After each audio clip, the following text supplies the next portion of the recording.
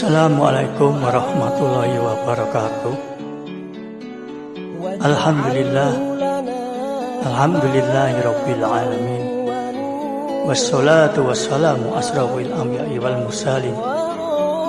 Asyhadu an la ilaha illallah wa asyhadu anna Muhammadin. Allahumma sholli ala Muhammad wa ala alihi washabihi ajmain.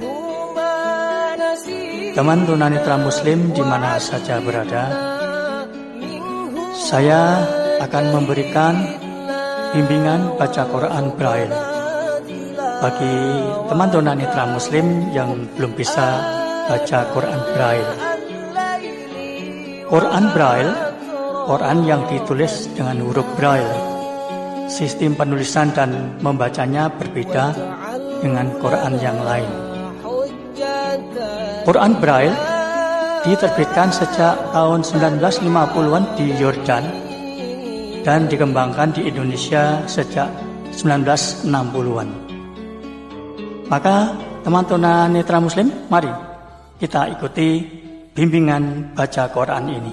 Sebelum kita mulai bimbingan baca Quran, saya mengingatkan bahwa kita harus selalu istighfar kepada Allah Subhanahu wa taala agar mendapatkan ampunan, rahmat dan ridhonya.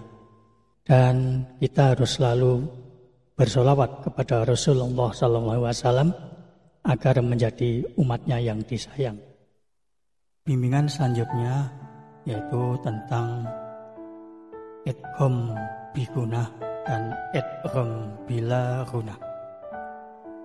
Untuk bimbingan yang ke-17 ini melanjutkan dari bimbingan yang ke-16, yaitu tentang nun sukun atau tanwin, atau hukum-hukum yang ada pada nun sukun atau tanwin.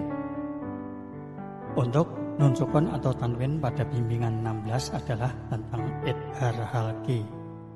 Sekarang kita lanjut untuk hukum selanjutnya di nun sukun atau tanwin ini adalah idgham bi gunah dan idgham bila gunah. Di sini saya sampaikan dulu tentang arti idgham. Idgham artinya memasukkan. Nah, pada hukum nun sukun atau tanwin ini dimaksud idgham adalah apabila ada nun sukun atau tanwin, kemudian selanjutnya ada huruf idgham, maka nun sukun itu atau tanwin itu langsung dimasukkan dalam huruf idgham. Sedangkan idgham di sini ada dua macam, yaitu idgham bi gunah dan idgham bila gunah. Idgham bi gunah, idgham artinya memasukkan, bi dengan gunah mendengung. Artinya memasukkan dari nun sukun atau tanwin ke huruf idgham dengan mendengung. Nah, sekarang kita pelajari dulu tentang huruf-huruf idgham bi gunah. Huruf idgham bi gunah ini ada 4, yaitu ya, mem, non, wawu. Ya, mem, non, wawu. Nah, di sini untuk hukum idgham bi gunah atau memasukkan dengan mendengung, sebagai contoh adalah misalnya ini ada kata man.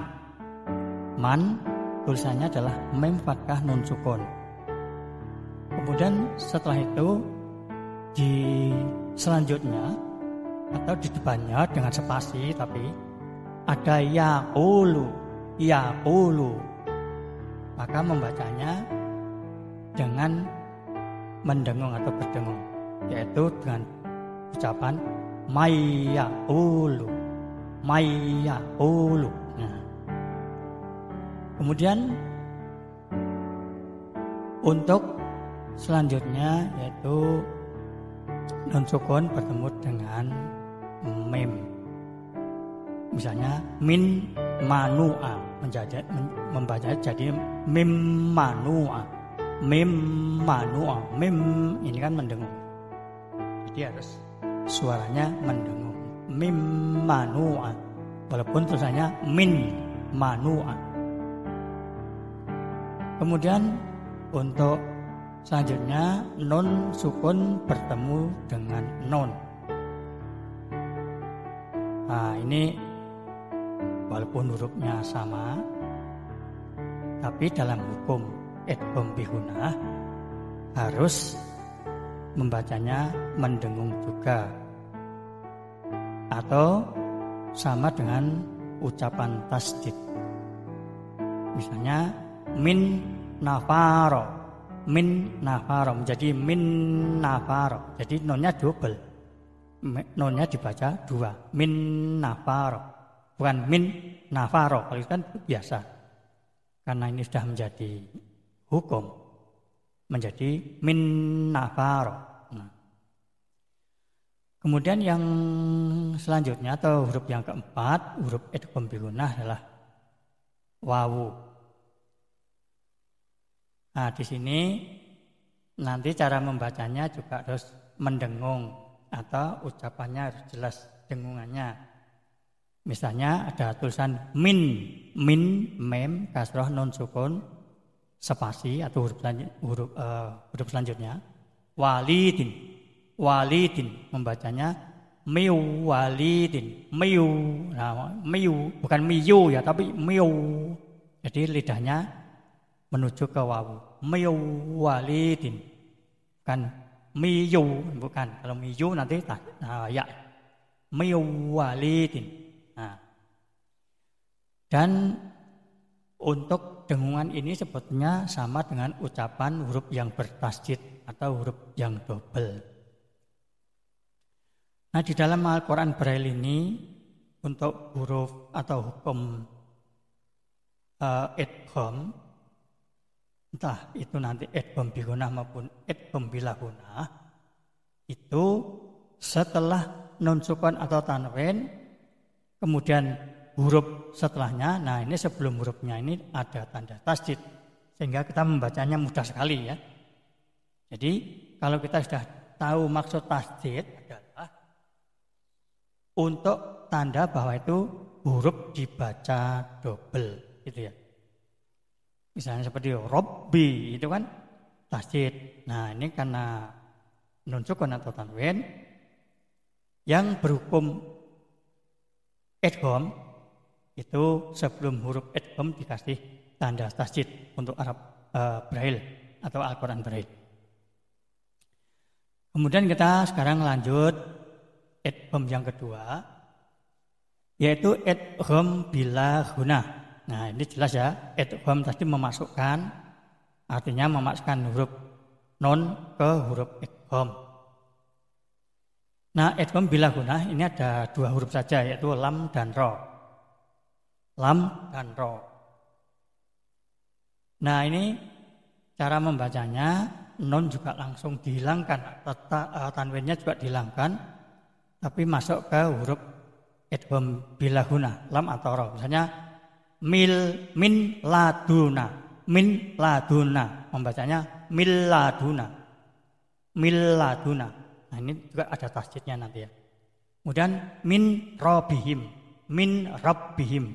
membaca mir rabbihim. Nah inilah idgham bilahunah, karena lam dan ra tidak bisa didengungkan. Nah ini ada satu catatan, kalau untuk idgham bihunah tadi yang non sukun atau tanwin bertemu ya atau wawu, tapi dalam satu kata, maka itu hukumnya adalah idhar mutlak seperti kemarin ya. Idhar mutlak, jadi nunnya tetap dibaca. Tapi kalau nun sukun atau tanwin bertemu dengan ya atau wawu, satu atau beda kata atau bersepasi, maka itu harus dibaca dengan idgham. Kalau idhar mutlak kemarin kan untuk yaknya atau nonnya dibaca seperti kemarin bunyanun, bunyanun, fit dunya. Nah itu kan tetap dibaca. Kemudian miwadun, miwalidin, min walidin kalau satu kata itu nunnya jelas. Tapi kalau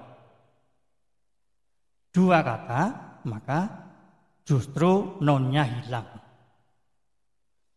Nah demikian untuk bimbingan kali ini tentang idgham bi gunnah dan idgham bila gunnah, merupakan hukum yang kedua dari nun sukun atau tanwin. Kiranya saya cukup sampai di sini dulu untuk bimbingan kali ini. Ada kurang dan lebihnya, mohon dimaaf. Hanya inilah kemampuan yang bisa saya sampaikan kepada Anda. Sekian, wassalamualaikum warahmatullahi wabarakatuh.